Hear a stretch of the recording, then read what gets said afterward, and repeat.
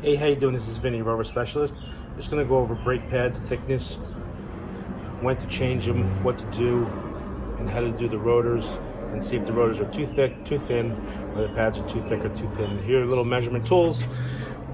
This one right here is actually in the green. These mean that the pads are good. These mean that the pads are worn. This is in the danger. This is when you should replace them.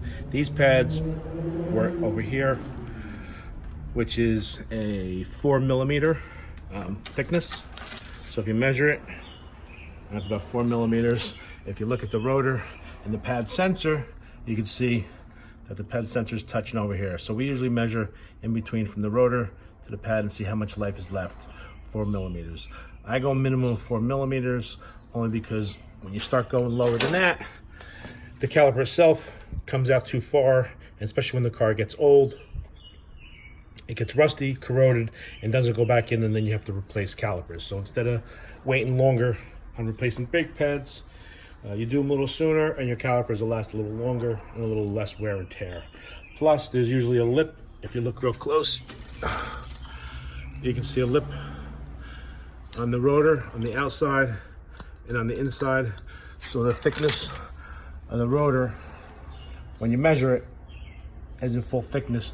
It already wore out a couple millimeters, maybe 2mm on the inside, 2mm on the other side. So it's a total of 4mm you lost out of the total mass of the rotor. So that's why we're changing these.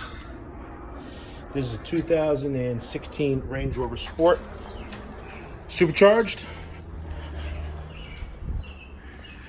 And here's the finished job on the other side, which should look like nice shiny flat rotors. These are zinc coated, so it stops the rusting and stops the rusting from the inside, so the rotors last a little bit longer.